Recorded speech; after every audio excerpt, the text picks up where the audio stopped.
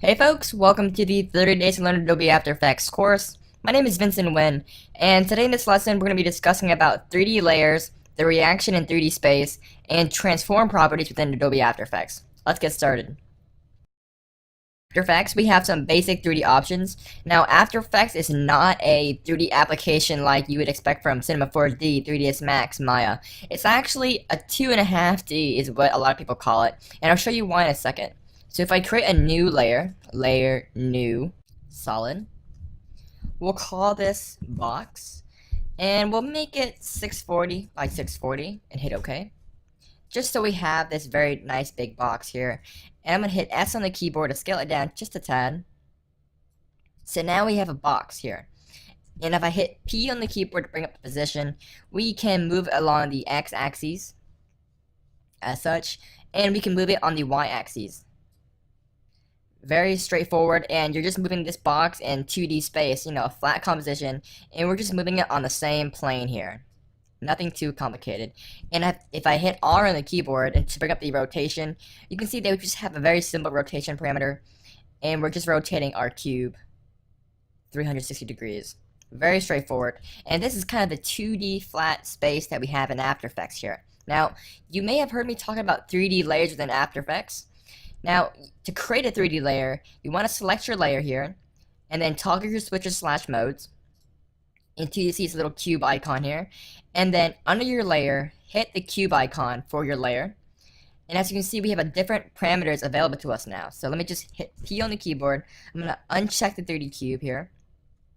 And if you hit P on the keyboard to bring up the position, and if you hold down Shift and do another hotkey, R, you'll bring up both positions and keep the previous one here. So you get the position and rotation. So this is what I have right now for my cube that is not a 3D layer, it's just a flat 2D layer.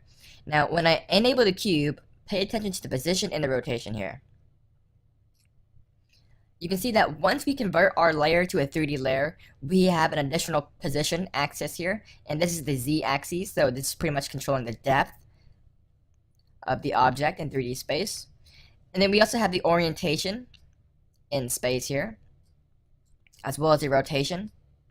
So we pretty much have a lot more control over our 3D object within the 3D space within After Effects. But this object here may react like a 3D layer, but it's actually a flat layer reacting into space. Now, I know that may not sound very clear, but let me just show you. If I create a new camera here, and we'll talk more about cameras a little bit later in the series here. I'm going to create a camera, and then I'm going to rotate around this box here. And you can see that, yes, we have an actual box layer, and we can rotate it, move it in 3D space, as you see here. But as you can see, the actual box is not 3D, it's not extruded, it's just a flat 2D layer, but in a 3D space environment.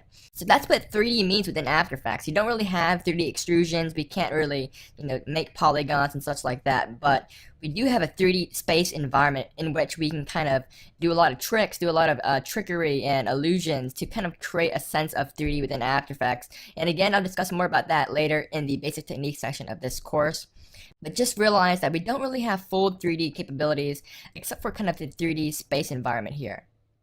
Now, of course, you can create somewhat of a 3D extrusion if you have third-party plugins such as Metal Shapeshifter or Zaxworks 3D Invigorator.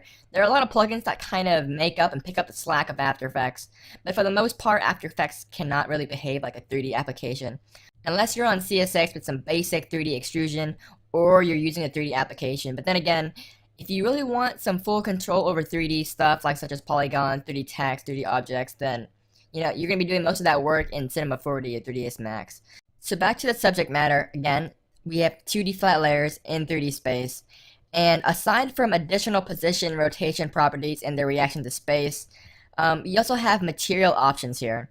And this is somewhat similar to a 3D application where we can control the material of the object in 3D space. And if I create a new light, you're going to see that it does react to light. So if I create a new light here, we'll call this light, point light, and intensity to 150. We can change the color, and we'll hit cast shadows. Hit OK.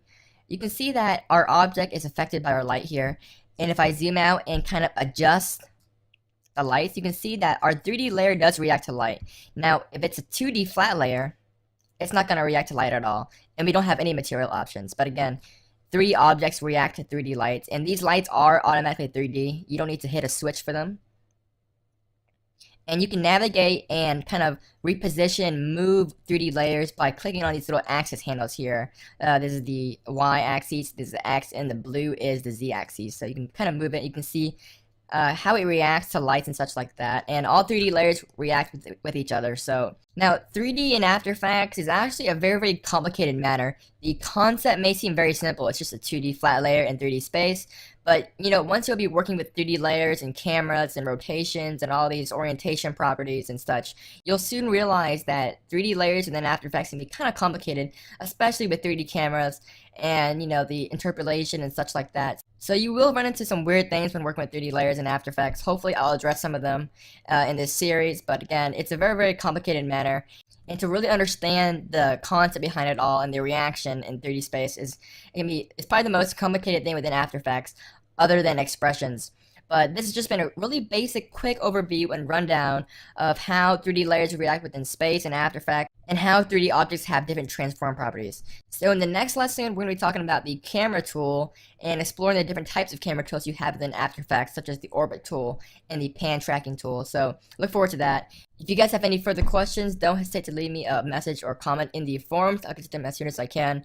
Once again, guys, my name is Vincent Wynn, and I'll see you guys in the next lesson. Bye, guys.